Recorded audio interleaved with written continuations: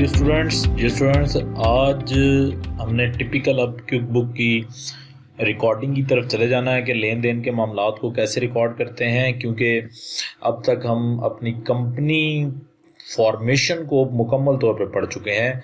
Company कैसे new form की जाती है और कैसे एग्जिस्टिंग डेटे से अगर हम लोगों ने ट्रांसफ़र करनी है तो वो कैसे करनी है। तो स्टूडेंट उससे पहले ना कुछ हमारा आज का लेक्चर जर्नल होगा, type of transaction and rules of accounting के ऊपर डिस्कस करेंगे। देखें, जो तो अकाउंटिंग फील्ड से लोग रिलेटेड हैं उनको तो बहुत सी चीज़ें पता होंगी, लेकिन क्योंकि हमने टिपिकल क्विक बुक के पॉइंट ऑफ व्यू से डिस्कस करना है, इस वजह से ज़रा देखें इस चीज़ को कैसे हम लोग करें। तो टाइप ऑफ ट्रांजैक्शन पे जब हम जाते हैं तो स्टूडेंट देखें, कोई भी ऑर्गेनाइजेशन में दो टाइप ऑफ ट्रांजैक्शन होती हैं, या कैश ट्रांजैक्शन होती है या क्रेडिट ट्रांजैक्शन होती है।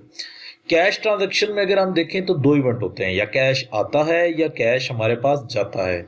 अगर क्रेडिट ट्रांजैक्शन में देखें तो दो इवेंट होते हैं, या उधार पे चीज़ें बेची जाती हैं या उधार पे चीज़ें खरीदी जाती हैं। ठीक है, अच्छा अब स्टूडेंट ज़रा फोकस ये करना है, मेरे पास जो कैश है वो तो बहुत जगह से आता है।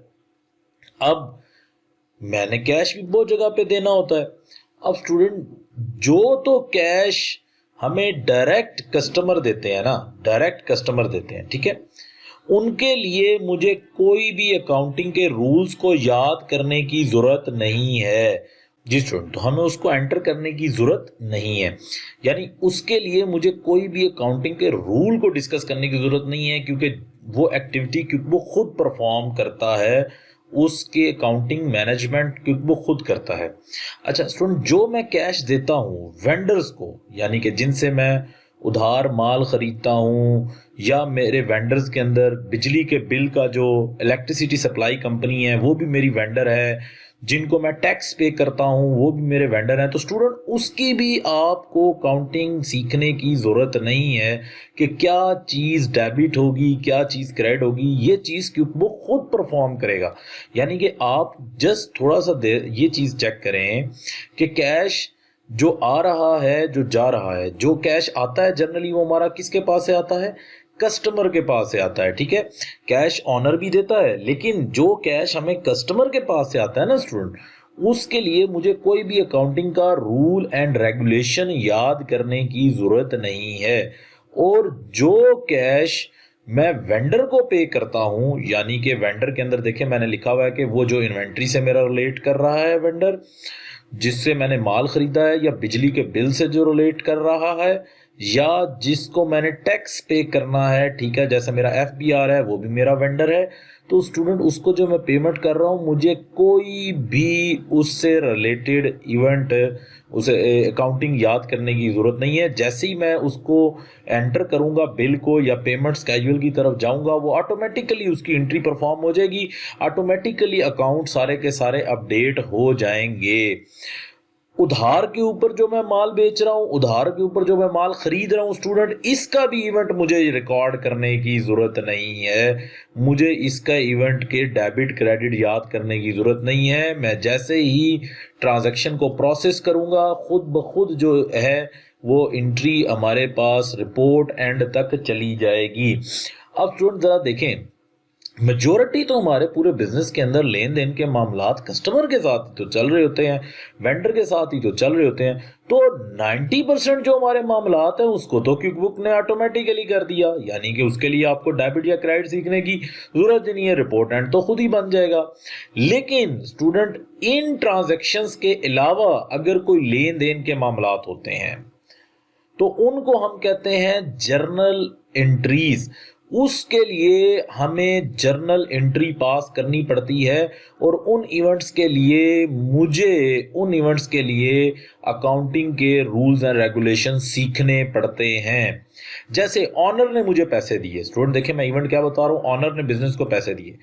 अब ऑनर मेरा कस्टमर तो नहीं है, अब मेरे पास पैसे आ रहे हैं, अब मैं उनको कैसे लिखूं, उसके लिए मुझे स्टूडेंट जर्नल एंट्री पास करनी पड़ेगी। या मैं स्टूडेंट उधार के ऊपर कोई बिजनेस की कोई चीज ले लेता हूं इन्वेंट्री के अलावा, जैसे मैंने उधार के ऊपर एयर कंडीशन ले लिया, अब एयर कंडीशन मैं बेचता नहीं हूं लेकिन मैंने उनके पैसे देने हैं, तो उसकी भी एंट्री मुझे जर्नल एंट्री जो है वो पास करनी पड़ेगी, क्योंकि क्विक बुक ऑटोमेटिकली वही उधार की एंट्रियां पास करता है जो जर्नली हमारे वेंडर से रिलेट करती हैं, और वेंडर में इन्वेंट्री, इलेक्ट्रिसिटी और टैक्स जो है वो इन्वॉल्व करता हुआ हमारे पास नजर आता है। जी स्टूडेंट्स, तो हम उनको जर्नल एंट्रीज के नाम से जानते हैं। अब लेट्स सपोज के अब 90% इवेंट तो देखिए क्योंकि वो खुद डील कर लेगा। कोई एंट्री अगर इनसे बाहर जाएगी तो वो फिर हमें उसके लिए जर्नल एंट्री पास करनी पड़ेगी। अब जर्नल एंट्री पास करने के ना स्टूडेंट कुछ रूल्स हैं, उन रूल्स को मैं आपके सामने एक्सप्लेन करना चाहता हूँ। ठीक है, ये वैसे जो अकाउंट्स के बैकग्राउंड से होंगे उनको तो क्लियर कट पता होगा, लेकिन रूल्स क्या है? रूल ये है एंट्री का कि debit is must equal to credit. अच्छा, अब हम इसकी लॉजिकल चीज में नहीं जाएंगे, हमें सिर्फ डेबिट और क्रेडिट के वर्ड्स को जो है वो याद रखना है। बेसिकली इसके पीछे थीम ये है कि कोई भी इवेंट, कोई भी ट्रांजैक्शन ऐसे पास हो कि लेफ्ट हैंड साइड जो है वो हमेशा राइट हैंड साइड के जो है वो बराबर हो, तो डेबिट लेफ्ट हैंड साइड को रिप्रेजेंट करता है और क्रेडिट राइट हैंड साइड को रिप्रेजेंट करता है। ठीक है, अब ये यूनिवर्सल रूल है अकाउंटिंग का। मैंने आपको पहले स्टूडेंट कहा था कि कोई भी जो इवेंट है वो हमेशा 5 हेड्स में रिकॉर्ड होता है, यानी कि कोई भी लेन देन के मामलात हैं वो इन 5 हेड्स में जाएंगे: assets and expenses, liability, capital and revenue. Asset क्या चीज है? वो चीज जिससे हम कमाते हैं, वो चीज जो मुझे कमा के देने में मदद करती है, जो मेरा हेल्प करती है ताकि मैं कमा सकूं, असासा मेरा। एक्सपेंस मेरे खर्चे, लायबिलिटीज वो पैसे जो मैंने देने हो, रिटर्न करने हो, ठीक है, मेरी जिम्मेदारियां हो, लोगों ने मुझे दी हो लेकिन मैंने रिटर्न करने हो। कैपिटल ऑनर का पैसा, और रेवेन्यू वो पैसा जो हम कमा रहे हैं, जो एसेट्स हमें कमा के दे रहे हैं। तो स्टूडेंट दो ही रूल्स हैं, जरा देखिए। एसेट और एक्सपेंसेस जब हमें अपनी ऑर्गेनाइजेशन में बढ़ते नजर आएंगे तो हम उनको डेबिट कर दिया करेंगे, डेबिट हम उसको लिख लिया करेंगे, क्योंकि अभी हम क्विक बुक पे जाएंगे तो उसके ऊपर हम देखेंगे। और जब मैं उसको कम कर दिया करेंगे तो हम उसको क्रेडिट कर दिया करेंगे। ठीक है, when it decrease it become credit. ठीक है, जब वो दोनों कम हुआ करेंगे तो हम उनको क्रेडिट कर दिया करेंगे। ऐसे ही सेम लायबिलिटी, कैपिटल और रेवेन्यू जब बड़ा करेंगे तो हम इनको स्टूडेंट क्या कर दिया करेंगे? क्रेडिट, रिवर्स उसके। और जब कम हुआ करेंगे, ये डिक्रीज हुआ करेंगे तो हम डेबिट कर दिए करेंगे। तो स्टूडेंट दो रूल्स हैं। एसेट और एक्सपेंसेस जब बढ़ेंगे तो हम डेबिट करेंगे, जब कम होंगे तो हम क्रेडिट करेंगे। लायबिलिटी, कैपिटल और रेवेन्यू जब बढ़ेंगे तो हम क्रेडिट करेंगे, जब कम करेंगे तो हम डेबिट करेंगे। कोई भी लेन देन के मामलात में हमेशा ऐसे होगा कि डेबिट जो है वो क्रेडिट के इक्वल होगा। हर इवेंट की आपको एंट्री पास नहीं करनी। स्टूडेंट देखें, 90% इवेंट तो क्विक बुक ऑटोमेटिकली कर रहा है। कस्टमर से लेन देन के मामलात, वेंडर के लेन देन के मामलात, पैसे लेने देने, वो तो ऑटोमेटिकली कर रहा है। वो इवेंट जो इनसे बाहर होगा, जैसे मैंने आपको एग्जांपल दी, ऑनर आपको पैसा देता है, जैसे मैंने आपको एग्जांपल दी, फर्नीचर आप उधार पे खरीदते हैं, वो क्विक बुक उसके लिए आपको जर्नल एंट्री डायरेक्ट परफॉर्म करने को कहता है, आपको जर्नल एंट्री परफॉर्म करनी पड़ती है। तो स्टूडेंट यानी कि देखें, अकाउंट्स का डीपली नॉलेज होना कोई इसके लिए जरूरत नहीं है। आपको जस्ट अगर वे ऑफ रिकॉर्डिंग भी पता है तो आप इस चीज को मैनेज कर सकते हैं, क्योंकि 90% ट्रांजेक्शन तो खुद होंगी, ये खुद परफॉर्म होंगी, खुद इनका डेबिट क्रेडिट होगा, खुद ये हर हेड में जाएंगी। तो इसी वजह से मैं रूल्स ऑफ अकाउंटिंग में आपको ये बात बता रहा हूं कि कोई भी जो एलिमेंट है वो इन्हीं 5 हेड्स में रिकॉर्ड होगा।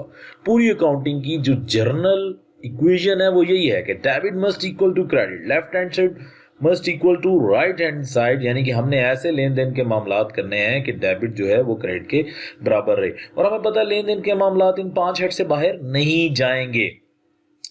अब स्टूडेंट, जब आपको कोई भी क्लाइंट मिलता है बुक कीपिंग का, तो जनरली वो आपको इन्हीं इवेंट्स को परफॉर्म करने को कहता है जो क्विक बुक आपको ऑलरेडी ऑफर कर रही है। ठीक है, मतलब 90% वो इवेंट्स खुद ही परफॉर्म करती है। ठीक है, लेकिन अगर उसमें कोई एक आधा इवेंट आ जाए जो उससे बाहर हो और आपको परफॉर्म करना पड़े, तो आपको ये रूल्स याद रखने पड़ेंगे, जस्ट इनको आपको रिमाइंड करना पड़ेगा, ठीक है। तो एग्जाम्पल के तौर पे देखिए मैंने यहाँ पे लिखा है, देखिए company received ₹1 lakh loan from bank, company ने 1 लाख रुपया लोन बैंक से लिया। अब पैसा आ रहा है बिजनेस में, लेकिन स्टूडेंट देखें ये पैसा मुझे कस्टमर नहीं दे रहा, लोन मैंने लिया। अब इसको क्विक बुक परफॉर्म नहीं करेगा, क्योंकि मैंने टॉप पे आपको बताया कि पैसा जो कस्टमर देता है उसको क्विक बुक ऑटोमेटिकली परफॉर्म करता है। अब मुझे इसमें एक एंट्री पास करनी पड़ेगी, मैं कहूँगा पैसा में आ रहा है मेरे पास, तो पैसा किसकी डेफिनेशन मीट कर रहा है? एसिड की। पैसा है ना मेरा एसिड का, क्योंकि मैंने उससे फ्यूचर में इकोनॉमिक बेनिफिट लेना। मैंने कहा हर वो चीज़ जो आपको कमा के देने में मदद करती है वो क्या होती है? एसिड। तो पैसा आ रहा है, पैसा बढ़ रहा है, तो जनरल रूल में जाएं और देखें एसिड्स जब बढ़ते हैं तो क्या हो जाते हैं? डेबिट। तो मैं जब क्विक बुक में एंट्री पास करने करूंगा तो मैं कैश को 1 लाख से डेबिट कर दूंगा। यही पैसा जो मेरे पास आया है कहाँ से आया है? बैंक से आया ना, और उस बैंक को मैंने रिटर्न करना है, तो वो मेरे लिए क्या लायबिलिटी, मेरे लिए जिम्मेदारी है। तो मैं क्या करूंगा, मैं लोन को उस बैंक को क्रेडिट कर दूंगा, यानी कि देखो debit must equal to credit. और क्यों उस लोन को मैंने क्रेडिट किया? क्योंकि मेरी लायबिलिटी बढ़ रही है ना, वो पैसा आने से बिजनेस में लायबिलिटी क्या हो रही है? बढ़ रही है। तो स्टूडेंट एक बात याद रखें कि जो event quick book automatically perform नहीं करता उसकी जर्नल एंट्री पास करनी पड़ेगी, और आपको जस्ट उसमें रिमाइंड करने रूल्स। पहले तो आइडेंटिफाई करना ये अकाउंट है कौन सा, कौन सी नेचर, फिर देखना है वो बढ़ रहा है या कम हो रहा है, फिर डेबिट क्रेडिट खुद ही आप आइडेंटिफाई कर लेंगे। दो ही तो रूल्स हैं, उसी के हिसाब से। अब जरा देखें वो क्या कह रहे हैं, purchase furniture for ₹30,000 on cash. 30,000 रुपये आपने फर्नीचर परचेज किया। अब स्टूडेंट ये फर्नीचर मेरे लिए इन्वेंट्री नहीं है, मैं फर्नीचर का काम नहीं कर रहा। अब फर्नीचर मेरे लिए क्या है? हर वो चीज जो कमा के देने में आपको मदद करेगी वो क्या होगी? एसिड। तो फर्नीचर किसकी डेफिनेशन मीट कर रहा है? एसिड की। तो फर्नीचर जो एसिड है हमारे पास, जी स्टूडेंट, तो आपके पास बिजनेस में क्या आ रहा है? फर्नीचर आ रहा है, और फर्नीचर किसकी डेफिनेशन मीट कर रहा है? आपके पास एसिड की डेफिनेशन फर्नीचर मीट कर रहा है। तो एसिड जब बढ़ेगा तो आ रहा है ना, तो देखें वो डेबिट हो गया, और आपके पास से क्या जा रहा है? कैश। कैश भी एसिड की डेफिनेशन मीट कर रहा है, तो कैश कम हो गया, तो कम हो गया तो ये क्या हो जाएगा? क्रेडिट। सुन, ये बात बताने का मकसद आपको ये था कि अब जब तक आपको ये बात समझ नहीं आएगी कि इवेंट्स को मैंने कैसे क्लासिफाई किया है, तो आप क्विक बुक में ढूंढते ही रहेंगे कि मैं इस इवेंट को कैसे रिकॉर्ड करूं। देखिए 90% event quick book automatically record करेगा। जैसे ही कोई लेन देन के मामलात होते हैं, पहले आपको देखना है क्या वो कस्टमर और वेंडर के साथ है। कस्टमर और वेंडर तो ऑटोमेटिकली डील होंगे, लेकिन जो आपके पास इवेंट उसके अलावा हैं, कस्टमर और वेंडर के अलावा हैं, ठीक है, तो वो आप लोगों को स्टूडेंट जर्नल एंट्रीज से डील करने पड़ेंगे, और वो इतने इवेंट हमारे पास नहीं होते। ये चीज़ आप लोग रिमाइंड अपने जो है वो करेंगे। तो आप ज़रा क्विक बुक के फेस की तरफ चलते हैं। तो स्टूडेंट ज़रा क्विक बुक के फेस की तरफ देखें कि हम लोग जर्नल एंट्री कहाँ से पास करते हैं, ठीक है। तो जर्नल एंट्री पास करने के लिए देखें, जर्नल एंट्री पास करने के लिए आप कंपनी में जाएंगे, और ये देखें क्या लिखा हुआ, मेक जर्नल एंट्रीज। यहाँ पे आप क्लिक कर देंगे, और ये अच्छा एक बात, ये एडजस्टिंग एंट्री का आप हमेशा से हटा लेंगे। तो ये देखें स्टूडेंट, यहाँ पे भी देखें वो डेबिट और क्रेडिट दे रहे हैं। पहले आप अकाउंट सेलेक्ट करेंगे, उसी तरह के जी कौन सा अकाउंट डेबिट हो रहा है वो डेबिट करेंगे, फिर आप सेलेक्ट करेंगे कौन सा अकाउंट क्या हो रहा है, क्रेडिट हो रहा है, उसी तरह आप सिलेक्शन क्रेडिट की कर देंगे, और बस इसको सेव कर देंगे। अगर कोई कमेंट वगैरह देने हैं तो आप कमेंट भी दे देंगे, कोई उसे क्या कहते हैं कि इसको रिसेंट यूज़ करना है तो फिर भी आप वो सब चीज़ें, यानी कि जो भी चीज़ें अगर इसके साथ आपने कोई फर्दर चीज़ें और बताना चाहते हैं कि ये एंट्री क्यों पास की है, तो फाइल भी आप अटैच कर सकते हैं। लेकिन मेरा इस टाइम इस फेज दिखाने का मकसद ये है कि आपको ये बात पता लगे कि देखें क्विक बुक में रिकॉर्डिंग के सिर्फ 3 ही मैकेनिज्म हैं। देखें ये ज़रा दोबारा से देखें, ये वेंडर और कस्टमर, ये मामलात के लिए देखें ये पूरा फेज है। इसके लिए आपको कुछ भी नहीं करना, इसके लिए जस्ट आपको यहीं डेटा पुट करना है और ये डेटा खुद ही प्रोसेस हो जाएगा आगे। इसके अलावा अगर कोई डेटा आपके पास आता है तो आपको एंट्री पास करनी है। और स्टूडेंट एंट्री पास करने से पहले आप ये बात याद रखें कि आपने एंट्री जो है उसकी लॉजिक आपको पता होनी चाहिए कि 5 ही काउंट्स होते हैं, एसिड्स, लायबिलिटी, कैपिटल, रेवेन्यू और एक्सपेंस, ठीक है। तो आपने देखना है कि उसमें हो क्या रहा है। एसिड बढ़ रहा है तो डेबिट, और उसी तरह आपने अगर एसिड कम हो रहा है तो क्रेडिट। तो आप बस ये ख्याल रखें कि आपने डेबिट और क्रेडिट को क्या करना है, इक्वल करना है। फिर ये रिपोर्ट एंड पे खुद ब खुद जो है वो प्रोसेस होता हुआ चला जाएगा। तो ये चीज़ प्लीज़ आप लोगों को यहाँ पे देखनी पड़ेगी, इस चीज़ के ऊपर आपको देखना पड़ेगा। बाकी देखें, अभी इवेंट्स की क्लासिफिकेशन हमने कर दी, अब इवेंट को हम इजी इजी रिकॉर्ड करना शुरू कर देंगे। अब आपके लिए प्रॉब्लम नहीं होगी कि आप कहेंगे कि भाई हमें ये चीज़ बताई जाए कि अब ये इवेंट कहाँ से रिकॉर्ड होगा, ये इवेंट कहाँ से रिकॉर्ड होगा। देखिए स्टूडेंट, कस्टमर के जितने इवेंट हैं वो ये कस्टमर के टैब से रिकॉर्ड होंगे, वेंडर्स के जितने इवेंट हैं वो वेंडर के टैब से रिकॉर्ड होंगे। ये ऑटोमेटिकली इनका पैसा आना जाना, जो सारे मामलात हैं, ये 90% तो ऑर्गेनाइजेशन में यही मामला चल रहे होते हैं। इसके अलावा स्टूडेंट जस्ट यहाँ से बाकी सारे मामलात रिकॉर्ड होंगे, और इस तरह आप उसे क्या कहते हैं कि अपनी सारी की सारी जो मैनेजमेंट है क्विक बुक की वो परफॉर्म करेंगे, और एक ऑनर को आप सारी डिटेल्स देंगे कि किस तरह से उसके पास उसे क्या कहते हैं कि पूरी ऑर्गेनाइजेशन में सारे फैक्टर्स जो हैं वो चल रहे हैं। अच्छा स्टूडेंट, क्योंकि ये आज का जो लेक्चर है ये टिपिकल अकाउंट्स के पॉइंट ऑफ व्यू से था, इस वजह से आप इसको ज़रा ध्यान से देखेंगे, इस चीज़ को ज़रा नोट करेंगे। देन अब जो कल का लेक्चर है वो हम इसी तरह अब फॉर्मेशन की तरफ जाएंगे, और स्टेप 1 ये होगा कि prepare the charts of account and enter the opening balances. तो कल का हमारा लेक्चर इंशाल्लाह ताला ये होगा। अब स्टेप बाय स्टेप इसको सिंक्रोनाइज करते जा रहे हैं। ज़रा देखें, पहले हमने क्रिएशन ऑफ कंपनी को डील किया, फिर हमने किसी और डेटा के ट्रांसफ़र को डील किया। अब हमें थोड़ी क्विक बुक की स्ट्रक्चर की ये बात समझ आ गई है कि एक ऑनर इससे किस तरह से सारी डिटेल उसे क्या कहते हैं कि अक्स कर सकता है। तो स्टूडेंट, अब हमारा जो नेक्स्ट काम है वो ये होता है कि जब आप किसी भी क्लाइंट की साइट पे जाते हैं, क्विक बुक इंस्टॉलेशन करते हैं, अगर उसके पास गिवन डेटा है तो वो ट्रांसफ़र करते हैं, तो अब बारी होती है हमारे पास अकाउंट्स के ओपनिंग बैलेंसेस डालने की। तो स्टूडेंट, थोड़ा सा ये बात गौर कीजिएगा कि एक मैं आपको बात समझाना चाह रहा हूँ कि जो हमारा चार्ट्स ऑफ अकाउंट होता है, ठीक है, ये हमारे पास सारे बैलेंसेस को रिप्रेजेंट करता है कि हमारे पास कौन से हेड का कितना बैलेंस इस टाइम चल रहा है। यानी कि इन्वेंट्री मेरे पास कितने से पड़ी हुई है, फर्नीचर मेरे पास कितने से पड़ा हुआ है, मेरी लाइबिलिटीज़ कितने से हैं, ऑनर्स के कितने पैसे मेरे पास पड़े हुए हैं। देखें, नेचर को हमें क्लियर करना है, ठीक है, और एक्सपेंसेस के मद में क्या क्या हमारे पास बैलेंसेस चल रहे हैं, सेल्स की मद में क्या क्या बैलेंसेस चल रहे हैं। जनरली एक्सपेंसेस और सेल्स के ओपनिंग बैलेंसेस को स्टूडेंट नहीं डाला जाता। ओपनिंग बैलेंसेस जिन हेड्स के डाले जाते हैं वो होते हैं एसेट्स के, लायबिलिटी के और कैपिटल के। रेवेन्यू और एक्सपेंसेस के हेड के ओपनिंग बैलेंसेस को नहीं डाला जाता। ये बात आप अपने माइंड में रखिएगा। हम किन के ओपनिंग बैलेंसेस को डालते हैं? एसेट्स के, लायबिलिटी के और कैपिटल के। तो स्टूडेंट्स, एसेट्स में जो इन्वेंट्री है इसका ओपनिंग बैलेंस आपको डालने की ज़रूरत नहीं होती। इसका ओपनिंग बैलेंस डालने की ज़रूरत नहीं होती, ना आपको लायबिलिटी के अंदर टोटल वेंडर के जो आपने पैसे देने हैं उसकी लायबिलिटी का भी बैलेंस डालने की ज़रूरत नहीं होती, और एसेट्स में टोटल रिसीवेबल का भी बैलेंस डालने की ज़रूरत नहीं होती। अब स्टूडेंट, ज़रा जस्ट आपने इस बात के ऊपर फोकस करना है, इस चीज़ को आप लोगों ने देखना है कि ये जो इन्वेंट्री है ना मेरे पास, इन्वेंट्री ज़रा फोकस करें, ये जो इन्वेंट्री है मेरे पास, ये इन्वेंट्री मेरे पास बहुत है। यानी कि देखें, मेरे पास इस टाइम कितने आइटम हैं? 1 2 3 4 5, नंबर ऑफ आइटम्स मेरे पास बहुत हैं, ठीक है। इन आइटम्स को जब मैं चार्ट, इन सारे आइटम्स में ट्रांजैक्शंस होनी है, इन सारे आइटम में लेन देन के मामला होने हैं, लेकिन स्टूडेंट चार्ट्स ऑफ अकाउंट में देखें तो मेरे पास एक ही आइटम है।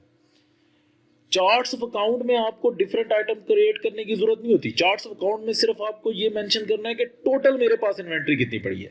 ये जस्ट इन्वेंट्री से रिलेटेड पहले मैं बात कर रहा हूँ, जस्ट इन्वेंट्री से रिलेटेड मैं पहले ये बात कर रहा हूँ, ठीक है। तो स्टूडेंट, इस बात को आप रिमाइंड रखें कि वेंडर्स, अब देखें मेरे कितने वेंडर्स हैं। देखें इधर मैं अगर थाउजेंड्स ऑफ मेरे वेंडर्स हों, उन सब के अलग-अलग बैलेंस होंगे।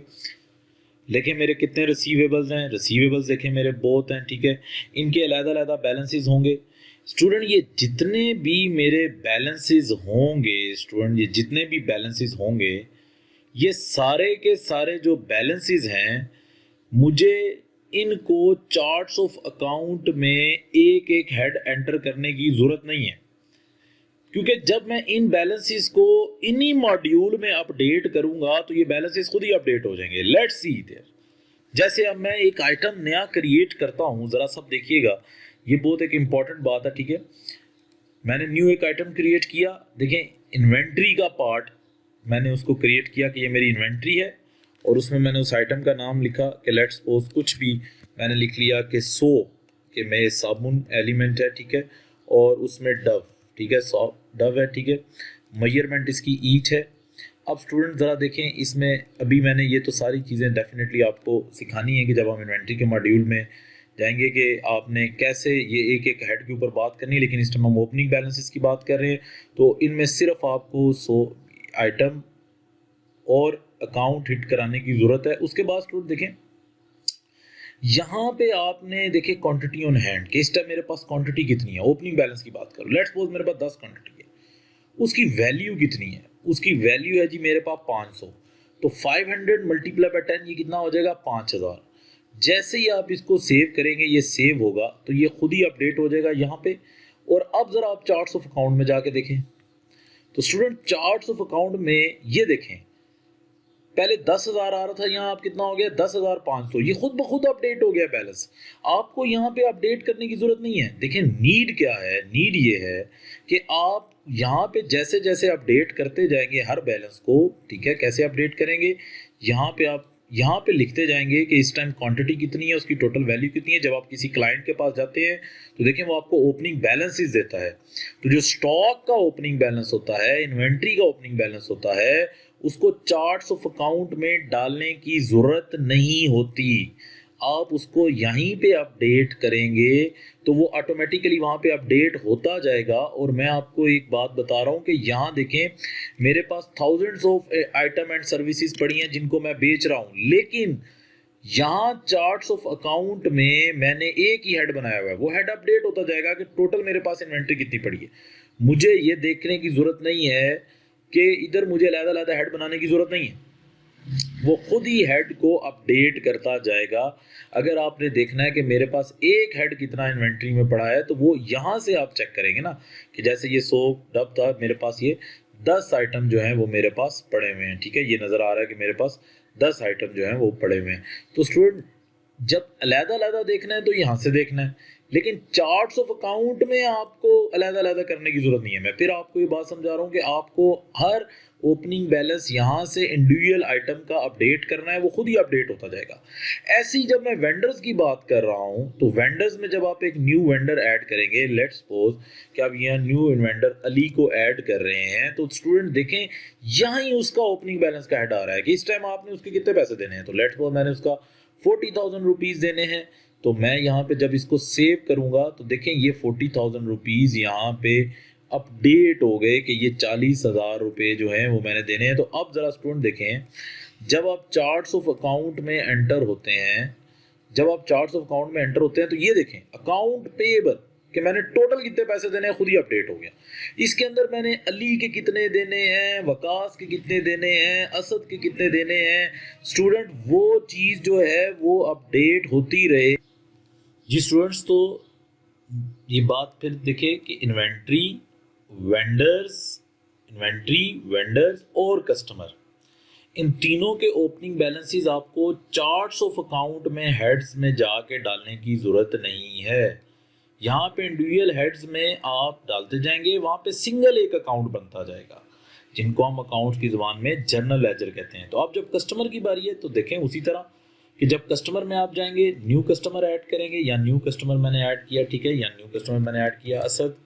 यहाँ मैं अब उसका जी आपको क्लाइंट कहता है जी इससे आपने 10,000 रुपये लेना, आपने 10,000 रुपया लिखा। जस्ट आपने इसको जब सेव किया, तो जस्ट आपने जब इसको सेव किया तो अब यहाँ पे 10,000 रुपये अपडेट हो गया कि आपने असद से 10,000 रुपया लेना है। लेकिन जब चार्ट्स ऑफ अकाउंट में आप गए तो देखिए वहाँ पे भी 10,000 रुपया ये देखिए अकाउंट रिसीवेबल के हेड में आ गया। अब यहाँ पे आपने 15 लोगों से पैसे लेने हैं, यहाँ तो ये टोटल बताएगा कि आपने 15 लोगों से कितने पैसे लेने हैं, लेकिन किस किस से कितने पैसे लेने हैं वो आपको इन मॉड्यूल में पता लगेगा। यानी कि no need of any accounting knowledge कि भाई मैं इसको क्या करूं, डेबिट करूं, क्रेडिट करूं, क्या करूं।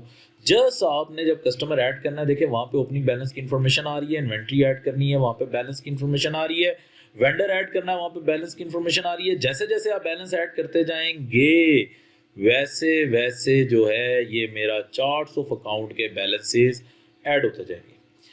इसके अलावा स्टूडेंट मैं फिर आपको कह रहा हूँ रेवेन्यू और एक्सपेंसेस के बैलेंसेस डालने की जरूरत नहीं होती। अगर कोई और हेड हो उसका बैलेंस आपने डालना है, लाइक ये फर्नीचर है तो इस पे आप डबल क्लिक करेंगे, फर्नीचर पे आप क्लिक करेंगे, यहाँ से अकाउंट आएगा आपके पास, अकाउंट से आप ये एडिट अकाउंट में चले जाएंगे, एडिट अकाउंट में चले जाएंगे तो ये देखिए स्टूडेंट एंटर ओपनिंग बैलेंस का ऑप्शन आ रहा है। यहाँ आप ओपनिंग बैलेंस लिखेंगे, किस दिन का ये बैलेंस है सिलेक्शन करेंगे। लेट्स सपोज कि मेरे पास 1,00,000 रुपए का फर्नीचर पड़ा हुआ है तो ये मैं ओके करूंगा, ये आज का बैलेंस है, सेव एंड क्लोज करूंगा तो ये देखिए स्टूडेंट इसका बैलेंस खुद ही अपडेट हो गया।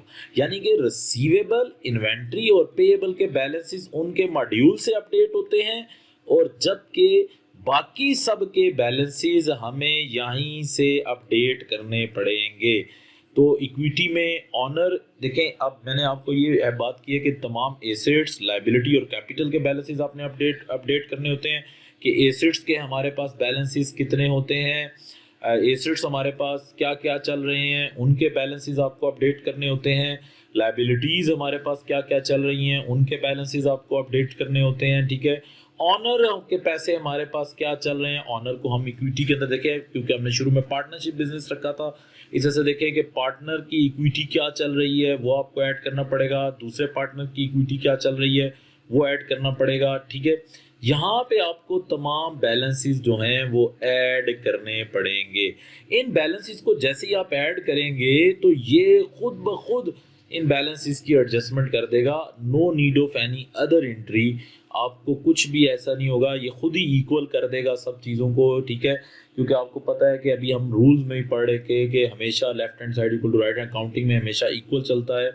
तो जो एंड रिपोर्ट्स आती हैं स्टूडेंट, उसमें जो बैलेंस शीट की रिपोर्ट होती है, ये जो अकाउंट्स वाले हैं उनको ज़्यादा पता होगा। ठीक है, लेकिन अभी जब आप एंड रिपोर्टिंग में जाएंगे तो आपको ये बात क्लियर हो जाएगी बाकी सबको भी कि वो रिपोर्ट हमेशा इक्वल ही रहेगी, कभी आउट नहीं होगी। ये आप बैलेंसेस डालेंगे ये खुद इक्वल कर देगा उसको, खुद उसके बैलेंसेस को ये एडजस्ट कर देगा, लेकिन आपको इन बैलेंसेस को डालना आपके लिए बहुत ज़्यादा ज़रूरी है। तो देखें बहुत आसान है इन बैलेंसेस को डाला। अब लेट्स सपोज स्टूडेंट कि कोई ऐसा अकाउंट आता है जो पहले से चार्ट्स ऑफ अकाउंट में एग्जिस्ट नहीं करता, तो आप उसको क्रिएट करेंगे न्यू अकाउंट। अब देखिए स्टूडेंट ये वही बात कि अकाउंट की सबसे पहले आपको नेचर क्लियर करनी पड़ेगी कि वो अकाउंट कौन सा है।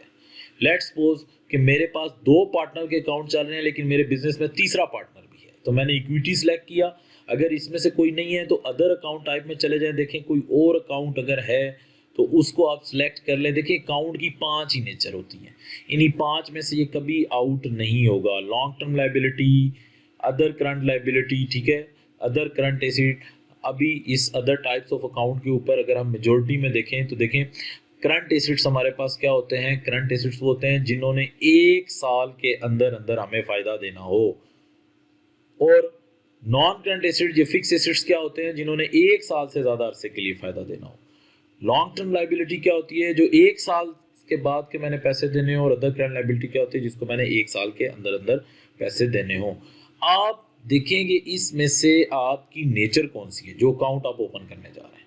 लेट्स सपोज इक्विटी की नेचर है, देखिए मैंने इक्विटी किया, मैंने कंटिन्यू किया। अब मैं उसका नेम यहाँ पे सिलेक्ट कर रहा हूँ कि उसका नेम क्या है।